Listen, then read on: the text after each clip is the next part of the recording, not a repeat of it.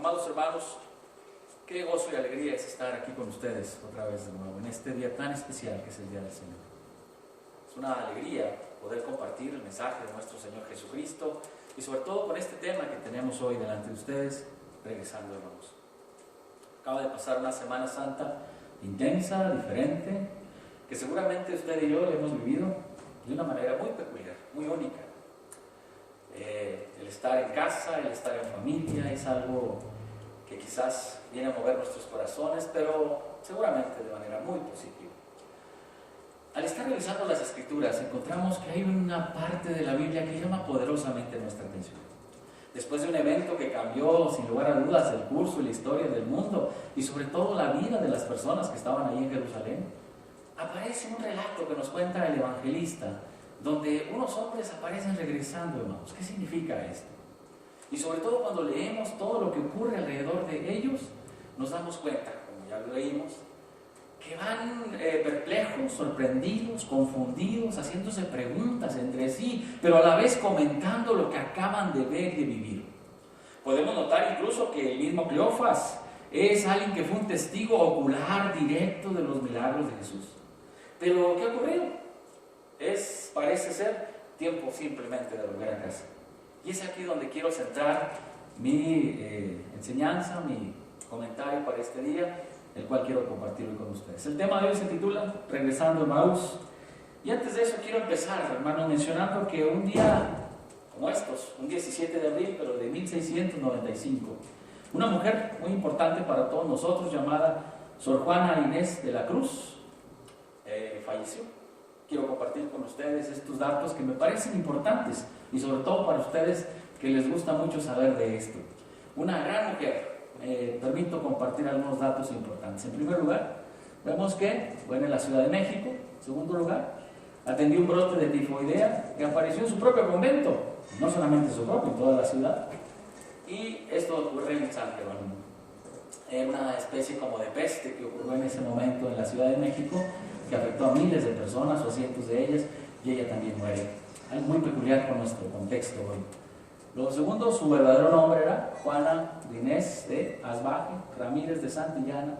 Ese era su verdadero nombre. Y por último, fue una mujer que fue músico, poeta, filósofa, escribió novelas, escribió poesías, obras de teatro, y fue muy conocida en la América colonial y también en España. Quiero compartir con ustedes tan solamente un fragmento de la poesía religiosa que ella escribió. Permítanme hacerlo como introducción. Dice así, y me voy a voltear un poquito para acá para leer juntos. Ante tus ojos benditos las culpas manifestamos y las heridas mostramos que hicieron nuestros delitos. Si el mal que hemos cometido viene a ser considerado, menor es lo tolerado y mayor es lo merecido.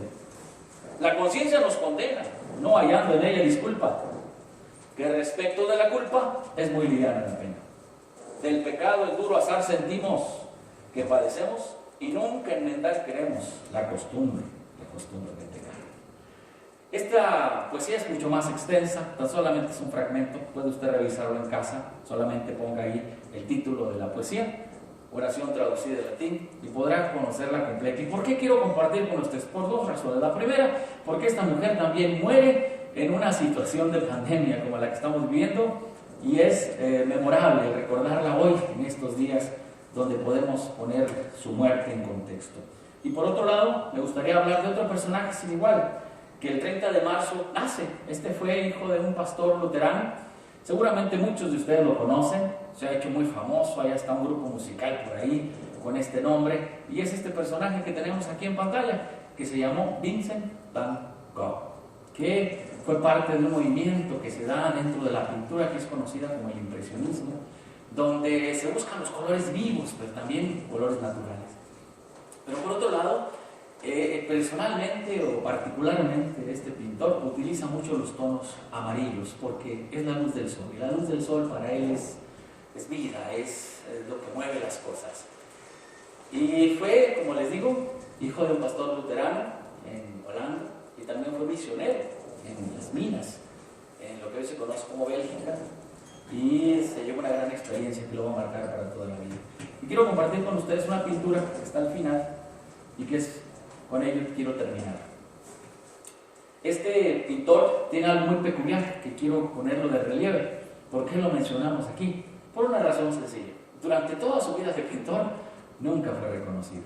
Es más, vivió en la total pobreza, completamente olvidado, pero fue un hombre muy talentoso. ¿Hasta cuándo fue recordado? ¿Hasta cuándo fue reconocido? Hasta que murió. De alguna manera, hablar de la resurrección de Jesús es reconocerlo, como va a ocurrir con estos hombres después de muerte. Pero quiero compartir con ustedes esta pintura, que me gustaría mucho que la vieran, y sobre todo el significado. Espero que puedan leerlo ustedes ahí, y lo que significa esta noche estrellada o esta noche con estrellas. Y habla en una visión, como dice aquí, casi apocalíptica, que revela la grandeza de Dios en la naturaleza y la pequeñez del hombre. ¿Qué es esto, hermanos? Que ante lo que pensábamos que nosotros como hombres y mujeres, como raza humana, éramos muy inteligentes, éramos muy capaces de muchas cosas. Nos sentíamos, nos enorgullecíamos del conocimiento, de la técnica. Y esto nos debe hacer reflexionar. En ninguna manera sentirnos de otra manera, sino pensar qué tan frágiles somos finalmente. ¿Cómo es posible que algo tan pequeño sea capaz de destruir la raza humana? Pero esto quizás nos lleva a entender que ante los ojos de Dios y ante el Señor nuestro Dios y ante la majestuosidad de la naturaleza, de la creación misma de Dios, no podemos más que asombrarnos, sorprendernos, reconocer a nuestro Dios y no, como en algunas ocasiones lo hacemos o lo hacen, negarlo, menospreciarlo. Este es un llamado de atención para todos nosotros, para entender que en este tiempo, hermanos, que estamos viviendo, es necesario volver a Dios y no regresar a Emaús. Empecemos. Quiero compartir con ustedes, hermanos, 4 aspectos que me parecen muy importantes en esta historia. Para muchos, regresar a Emaús significa volver atrás. Vemos a estos personajes, estos 2 caballeros que van caminando por ahí, según la historia, y definitivamente van contando cosas sorprendentes. Y se les empareja a alguien que no pueden reconocer, dice la historia. Y no solamente no lo reconocen, sino que simplemente, a pesar de que él está hablando con ellos, sus ojos, dice la Escritura, no estaban abiertos para entender quién caminaba a su lado. ¿Qué cosas platican? Pregunta este forastero, este hombre que se encamina o se empareja en el caminar de estas personas. Pues nada, están comentando algo que se supone todo el mundo debería de saber. Incluso le preguntan, ¿qué no has sabido de los acontecimientos de Jerusalén? ¿Qué no te has dado cuenta? Y él dice, bueno, pues platiquen ustedes. Y empiezan a contar acerca de lo que ellos habían vivido. Empiezan a hablar acerca de los acontecimientos que cambiaron miles de vidas en un momento, en un instante. Pero como una ciudad se cimbró ante la muerte de un hombre llamado Jesús de Nazaret. Esto es un motivo de reflexión, de análisis, pero ¿quién es el que va caminando con ellos? Es Jesús. No lo van a reconocer hasta el final del relato de esta historia, y permítanme hablar de 4 aspectos que me parecen importantes en esta historia. El primero, analicemos aspectos en la vida del hombre. ¿Quiénes son estos hombres? 3 cosas quiero destacar de estos personajes, que quizás pudiésemos hablar mucho más de ellos, pero hoy quiero hablar de estas 3 cosas. En primero, nos reconocemos en ellos, nos reflejamos en ellos. ¿Por qué? Porque como seres humanos somos seres emocionales. Hoy decimos que sí, mañana decimos que no. Hoy amamos con intensidad y mañana hasta podemos odiar a muerte. Somos muy peculiares como seres humanos. Estos hombres, y como dice el texto bíblico, y aparece un hombre por ahí que es Cleofas, como ya lo mencioné, en otra versión la mamá de Cleofas está presente en el tiempo de la crucifixión. Es decir, Cleofas era uno de los discípulos cercanos o distantes de Jesús, y conoce perfectamente el ministerio de Cristo. Era un hombre que, como Pedro le dijo, quizás te seguiré a donde quiera que vayas, Señor, si es necesario a la cárcel o a la muerte. Y una vez que todo esto ha acontecido, pareciera que esas palabras no llegaron a su corazón. Simplemente era tiempo de volver atrás, a la vida normal, a la vida cotidiana. Como seguramente muchos, en algún lugar del mundo, después de todo esto, y después de que todo esto termine, amados hermanos, querrá volver atrás. Qué terrible situación. Hoy quiero animarles para que no volvamos atrás bajo ninguna circunstancia, sino todo lo contrario. Es verdad, somos seres emocionales, pero esto nos debe animar para buscarle más, para confiar más en Él, para caminar más a su lado. Muchas de las veces somos inconsistentes en nuestros planes y proyectos. Decimos y hacemos grandes promesas. Te seguiré donde quiera que vayas. Te amaré para siempre, le dice el enamorado a la mujer. Y finalmente algunas veces falla, o fallamos, nos equivocamos. Esa es parte de nuestra condición humana. Esto nos lo revela la Escritura, pero también nos lo revela la vida misma, lo cotidiano, lo que tú y yo vivimos todo el tiempo. Nos enseña que necesitamos más razones para mantenernos, que necesitamos reconocer nuestra condición para saber que necesitamos constantemente recibir esa motivación de parte de Dios para mantenernos siempre consistentes en la promesa que hemos hecho. ¿Cuál promesa? La promesa de seguir a Cristo donde quiera que vaya. ¿Cuál promesa? La promesa de caminar con Él, de escuchar su voz, de conocerle, de amarle y de buscarle. Hoy te invito y te recuerdo que estamos teniendo devocionales todos los días y que tú y yo delante de Dios hicimos un pacto con Él. De tal manera que todos los días debemos tener un encuentro con Dios. Y podrás decir acaso, bueno, es que mi casa no es igual que estar en el templo o el tiempo de espiritualidad no es el mismo. Yo te invito en el nombre de Cristo a que busques este espacio. Papá, hoy te quiero recordar que tú eres sacerdote en tu hogar, que tú tienes que dirigir a tu familia. Algunas veces nos preguntamos, ¿qué es lo que pasa con nuestros hijos? ¿Por qué a veces no me escuchan? Quiero invitarte a que empecemos por el principio. Y el principio es Dios, y el final es Él. Algunos piensan que las cosas se pueden arreglar por medio de la violencia, del temor, de las amenazas, o por el excesivo amor, dirían las mamás, que hemos visto que algunas veces esto funciona y otras veces no. Empecemos por Dios para normar la vida de nuestro hogar. Empecemos por Él para dirigir las riendas de nuestros hijos y aún las riendas de nosotros como padres, como pareja. Hoy te invito a que meditemos en ello. Es el tiempo de Dios. Y por último, vivimos de glorias pasadas. ¿Qué decían estos hombres al caminar? Cuántas cosas maravillosas se hicieron. Cuántas situaciones que realmente cambiaron el orden de las cosas. Fueron sorprendentes, llamativas. Sin embargo, volvían atrás. Así somos. Algunos vivimos de lo que fuimos. Yo antes era un gran creyente. Yo antes era un gran hombre. Yo antes era esto y aquello. Pero la pregunta no es quién eres antes. Y la pregunta que te hago es la misma que hoy Dios nos hace a ti y a mí. ¿Quién eres tú hoy? ¿Quién eres tú hoy? La segunda cosa, después de analizar estos aspectos en la vida del hombre, analicemos ahora o compartamos la realidad de Dios en nuestras vidas. Hemos aprendido que la resurrección fue la irrupción, es decir, la llegada inmediata, decidida, determinada de Dios en medio de la historia del mundo, pero también de tu historia y de la mía. Irrumpir es llegar de manera inesperada. El Señor resucitó. No olvidemos que hace una semana estábamos celebrando, gritando, Él resucitó. Pero ¿qué significa esto para ti y para mí? Vemos en esta historia que Jesús llega con ellos. Un Dios soberano que toma la iniciativa de acercarse al hombre. A pesar de que el hombre está determinado, decidido, frustrado, inquietado, movido, para simplemente volver atrás, entre comillas, a la vida normal. A esa normalidad de muchos, que se puede volver hasta una enfermedad. Esa normalidad de vivir ausentes de Dios. Esa normalidad de vivir a un pasito solamente. Esa normalidad de intentar vivir un poco cerca de Dios y mantenerse también cerca de los afanes de este siglo. Amado hermano, el Señor toma la iniciativa y quiero hablar tres cosas contigo. La primera, encuentro, la segunda, palabra y la tercera, espíritu. Él toma la iniciativa, Dios toma la iniciativa, Jesús toma la iniciativa para ir al encuentro de aquellos que van regresando.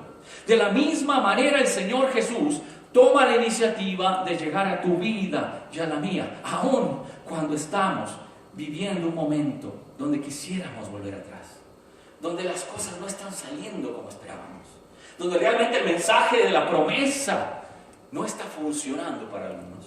Él llega a nuestro encuentro, Él viene, toca nuestra puerta, nos visita, nos acompaña, camina con nosotros, está a nuestro lado y nos cuestiona y nos pregunta. Y cuando respondemos de manera equivocada, como siempre lo hacemos, Él amorosamente nos explica la palabra. Dice la Biblia, el texto bíblico, que Él les empezó a hablar desde Moisés y los profetas, como todo hablaba de Él. Él nos habla por medio de su palabra. Él nos enseña la palabra. Déjate enseñar por Dios.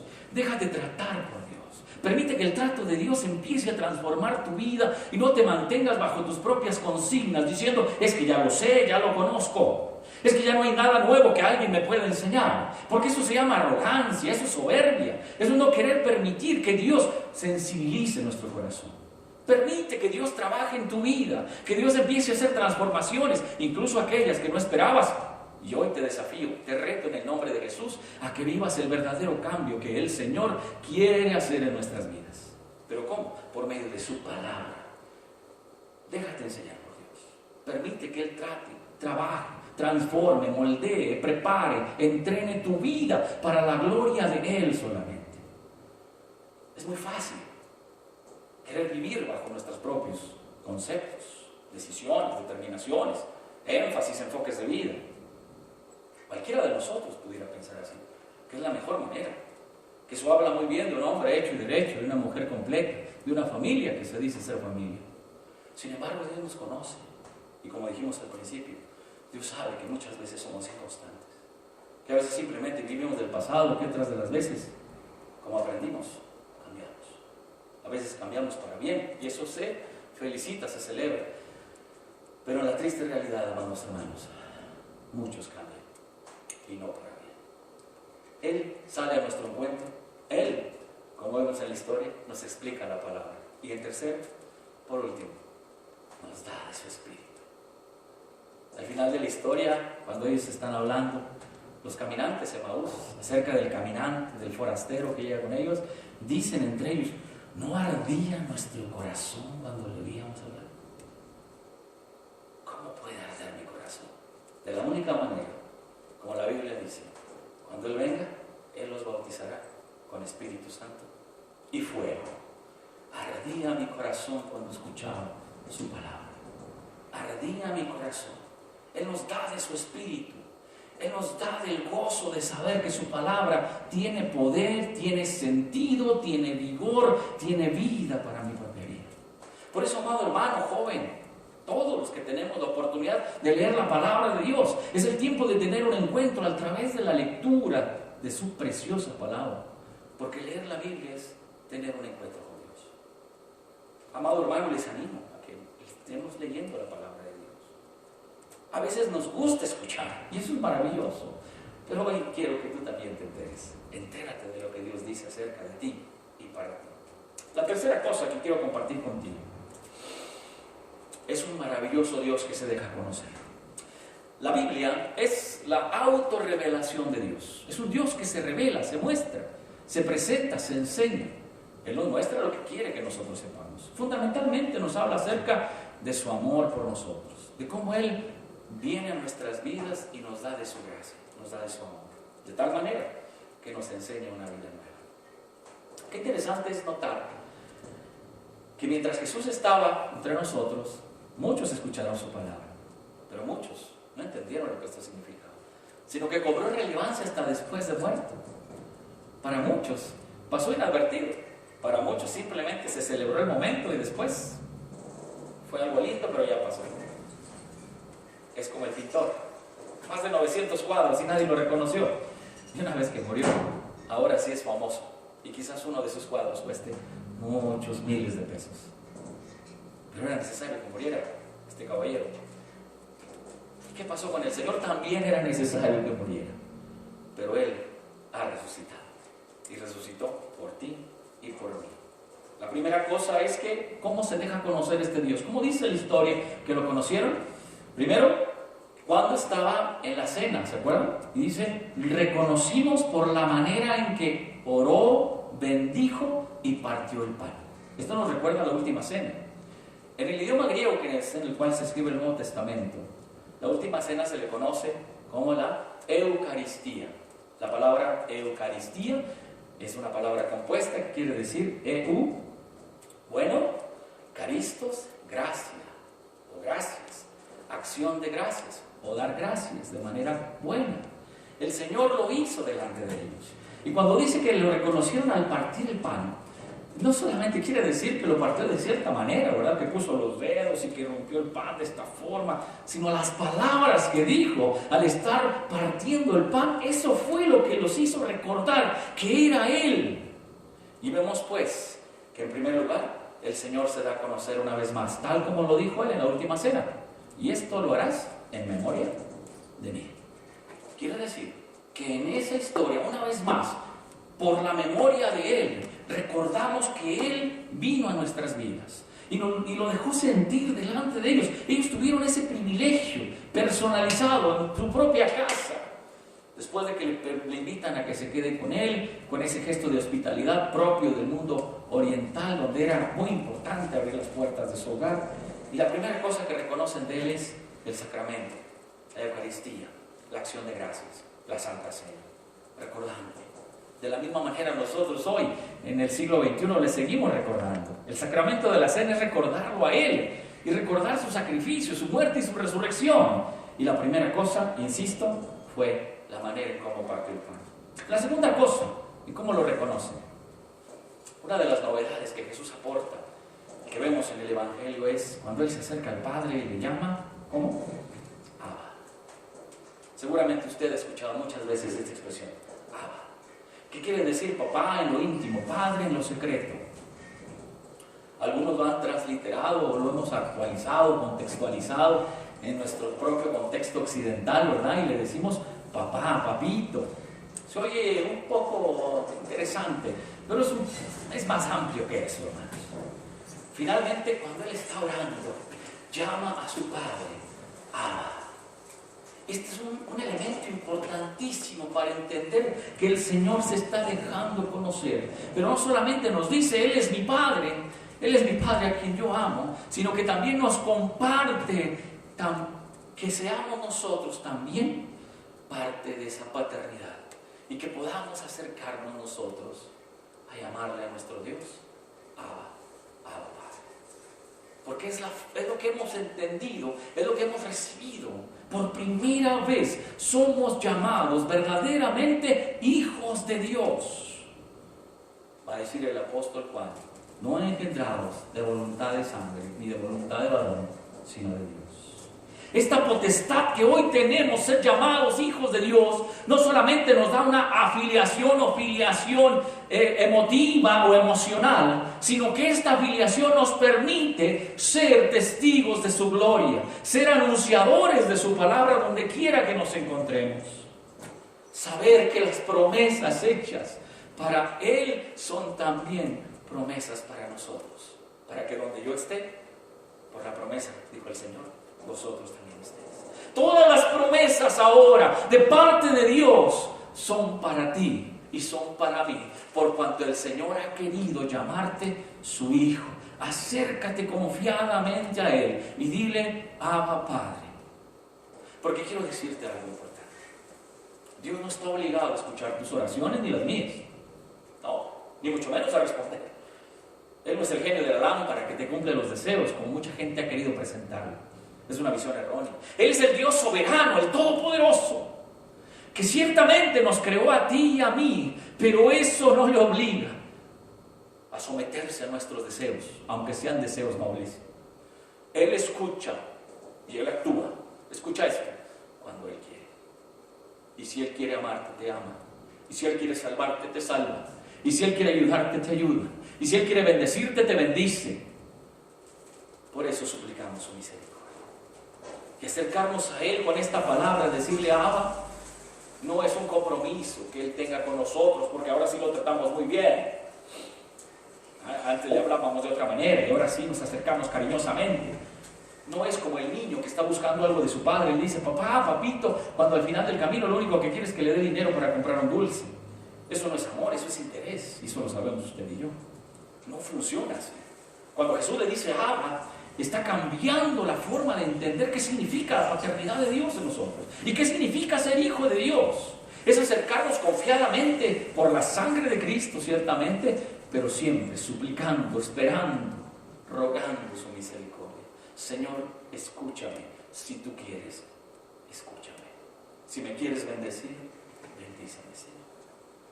¿Y esto de dónde sale? ¿Lo acabo de inventar yo? ¿Será que es la experiencia mía solamente? No, Jesucristo lo dijo cuando comparó las dos oraciones.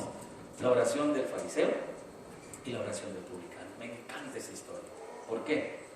Porque el publicano simplemente dice: sé propicio a mí que soy pecador. Mientras que el otro presumía lo que era, sus logros, su tamaño, su intensidad, su conocimiento, su condición. Y algunos de nosotros pudiésemos pensar en lo mismo, es decir, puedo presumir que tengo tantos años de creyente, puedo presumir que sé tanta Biblia y sé más que los demás, puedo presumir que soy lo que sea, pero ante los ojos del Señor tan solamente somos criaturas de Él, que necesitamos de su bendición. La tercera y última cosa en cómo nuestro Dios se deja conocer, ya dijimos, por la Eucaristía, por la mención de Abba, y por último, cuando ellos dicen: ardía nuestro corazón. La palabra de Dios, cuando llega a nuestra vida, nuestro corazón tiene que arder, tiene que saltar, tiene que correr de su interior ríos de agua viva. Si no, no es palabra de Dios para tu vida y la mía. Si pasa inadvertida, si pasa como un mensaje más, como un sermón, o como alguien pueda pensar, un sermón de buenas intenciones, o peor aún, como se han convertido hoy las predicaciones cristianas, que son más mensajes motivacionales. Tú puedes, tú lo logras, tú lo ganas, tú lo obtienes, tú eres campeón, tú eres el exitoso, y Dios quiere que seas exitoso, y esas cosas que se oyen también. Amado hermano, por lo menos la palabra de Dios dice lo contrario. La Biblia dice que somos pecadores, y la Biblia dice que somos miserables, y la Biblia dice que somos pobres, ciegos, desnudos, sordos, ¿verdad? Como dijera la cantante aquella. Finalmente, tenemos que reconocer cuál es nuestra condición humana. Hermanos amados, vengamos a los pies de Cristo, y que nuestro corazón arda. Y si no arde, y si no salta de alegría, si no corre ese río de agua viva, yo te invito a que esta noche de rodillas le digas: Señor, quiero sentirte, quiero vivirte, quiero pensarte, quiero amarte. Quiero sentir que mi corazón, cuando escucha tu voz, salta como el llamado tuyo. Porque aquel día, hermanos, Él nos va a llamar. Hay un himno hermoso que entonamos en la iglesia que dice: Señor, tú me llamas por mi nombre. Señor, tú me llamas por mi nombre. Imagínate el día que Él te llame, y diga tu nombre, y te llame y te amén. ¿Estás preparado? ¿Estás preparado para aquel día? La última cosa para nuestra vida espiritual, hermanos amados. Ya para terminar, quiero compartir con ustedes 3 cosas que me parecen importantes. La primera, cuidado con el desánimo. Estos hombres que regresaban a Emaús aparentemente iban ciertamente platicando, comentando, pero estaban regresando a la normalidad. Muchos de nosotros, quizás después de una experiencia difícil, contradictoria, complicada, hemos pensado en regresar atrás. Algunos de los que estamos hoy aquí en la iglesia hemos tenido algunas situaciones dificilísimas, complicadas, dolorosas algunas de ellas. Incluso estamos considerando como una opción, quizás, no en primer lugar, ni en segundo, ni en tercero, pero existe la posibilidad simplemente de volver atrás. Amado hermano, esas cosas ni siquiera deben de estar en tu catálogo de posibilidades. Debes de dejarlas fuera completamente. Vive para Dios, camina con Él. Ciertamente vamos a sufrir situaciones complicadas, pero el Señor está con nosotros. Recuerda que Él va contigo en la barca. Recuerda que no importa la tormenta, el Señor está contigo y Él ha prometido estar contigo todos los días hasta el fin del mundo. No te desanimes, no te decepciones. Algunos quizás se van a relajar en este tiempo, donde pudieran decir que quedar en casa es una opción. No olvides que la iglesia es el cuerpo de Cristo. Y el Salmo 133 dice: porque allí envía Jehová bendición y vida eterna. ¿Dónde? Donde están los hermanos juntos y en armonía. Así que no te pierdas de esta bendición. La segunda cosa, es tiempo de orar juntos y de caminar juntos. El Señor ya está aquí. Él sale a tu encuentro. Él viene. Somos esos caminantes. Algunas veces actuamos como ellos. Pensamos en volver atrás, pero Él viene y camina con nosotros. Es el tiempo de caminar con Él, pero caminar en la dirección correcta.